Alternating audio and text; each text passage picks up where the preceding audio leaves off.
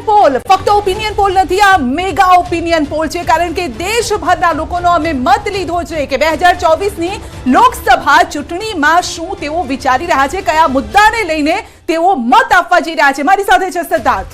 સૌથી વધારે મહત્વની વાત સંધ્યા, દર્શકોને એ પણ જણાવી દઈએ કે જે ઓપિનિયન પોલ છે, મેગા ઓપિનિયન પોલની અંદર 1,18,000 લોકોનો સર્વે કરવામાં આવ્યો છે. સંધ્યાએ કીધું કે મેગા ઓપિનિયન પોલ તે માટે કારણ કે 1 to 1 ગયા અમે તેમની પાસે, તેઓ પાસેથી 1 to 1 જાણકારી મેળવી, તેઓનો અભિપ્રાય મેળવ્યો અને આ બીજો પાર્ટ છે, બીજો દિવસ છે. કેટલાક સ્ટેટ કે જેની અંદર એનડીએમાં મોટી જીત અથવા તો મોટી લીડ સાથે તેઓ આગળ જતા જોવા મળ્યા છે સંધ્યા. પરંતુ દર્શકોને એ પણ જણાવવું જરૂરી છે કે ન ફક્ત આંકડાઓનો ખેલ, આપણે તેઓને અનેક મહત્વના સવાલો પણ કર્યા છે.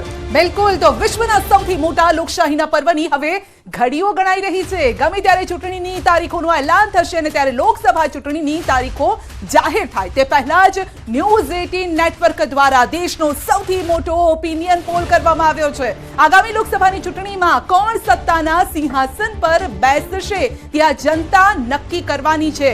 તો 1 લાખ કરતા વધુ લોકો સુધી અમે પહોંચ્યા છે અને તેમાં અલગ અલગ રાજ્યોમાં જઈ વિધાનસભા જે લોકસભા છે તેમાં પણ વિધાનસભાની 3 સીટો પર અમે જઈ અને લોકો પાસે સર્વે કર્યો છે, લોકોને પૂછ્યા છે સવાલ, તેના જવાબ કયા મળ્યા છે તે આજે ફરી એક વખત આપને જણાવીશું. આજે તો આપના માટે એટલા માટે ક્યુરિયોસિટી સિદ્ધાર્થ વધારે રહેવાની છે કારણ કે આજે આપણે ગુજરાતની પણ વાત કરવાના છીએ અને સૌથી વધારે મહત્વની વાત કે જે એક આખું અલગ પોલિટિક્સ ચાલ્યું હતું નોર્થ અને સાઉથનું, તો દરેક સ્ટેટમાં જઈ જે રીતે સંધ્યાએ જણાવ્યું કે એક લોકસભા બેઠક પર ગયા, તેની 3 રેન્ડમ વિધાનસભા પસંદ કરી, ત્યાંથી રેન્ડમલી 210 લોકોને પસંદ કર્યા અને ત્યારબાદ 1 to 1 આ સર્વે કરવામાં આવ્યો અને ન ફક્ત તેઓને પૂછવામાં આવ્યું કે તમે કોને મત આપશો અથવા કઈ પાર્ટી તમારા માટે સારી છે, પરંતુ તે પણ પૂછવામાં આવ્યું કે કયા મુદ્દાઓને ધ્યાનમાં રાખીને મત આપશો. રોજગારી હોય, ધાર્મિક મુદ્દો છે, તેઓના ભવિષ્યને લઈને મુદ્દો છે સંધ્યા, પરિવારને લઈને આશાવાદ છે કે નહીં, આગામી 1 વર્ષનું તેઓની આર્થિક સ્થિતિને લઈને પણ સવાલ પૂછવામાં આવ્યા. બિલકુલ, મહિલા રોજગારીને લઈને પણ સવાલ પૂછવામાં આવ્યા, નોકરી વિશે કયા મુદ્દાઓને લઈને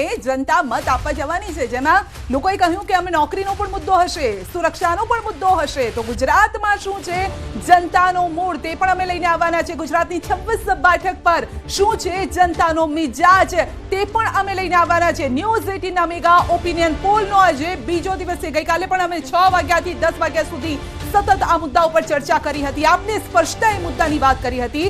12 રાજ્યોનો સૌથી મોટો સર્વે કરવામાં આવ્યો છે અને તેમાં વાત આજે ગુજરાતની પણ થવાની છે. અને સૌથી વધારે મહત્વની વાત કે આજે જ્યારે ગુજરાતની વાત થવાની છે તેની સાથે સાથે કેટલાક એવા રાજ્યો કે જ્યાં આગળ એનડીએનું ગઠબંધન હતું, તૂટી ગયું અને હવે રાજ્ય ફરી એક વખત ભાજપ એકલા હાથે લડવા જઈ રહ્યું છે. સાથે જ કર્ણાટક, તેલંગાણા, ગુજરાતની જનતા, પશ્ચિમ બંગાળ, રાજસ્થાન, છત્તીસગઢના લોકોનો સર્વે, પશ્ચિમ બંગાળ અને મહારાષ્ટ્ર એવા ફેઝમાં છે કે જ્યાં આગળ વિધાનસભા પછી આ એક મોટો સર્વે પહેલી વખત કરવામાં આવ્યો છે સંધ્યા. અને પશ્ચિમ બંગાળ એવો રાજ્ય કે જ્યાં આગળ ભાજપ જીતની તરફ વિધાનસભામાં હતું પરંતુ પરિણામ તે રીતનું ના આવ્યું અને મહારાષ્ટ્રમાં આ ગઠબંધન બાદનો પહેલો સર્વે છે સંધ્યા કે જે લોકોનો ઓપિનિયન પોલ લઈ અને સીધી લોકસભામાં આપણે જઈ રહ્યા છે આંકડા સાથે.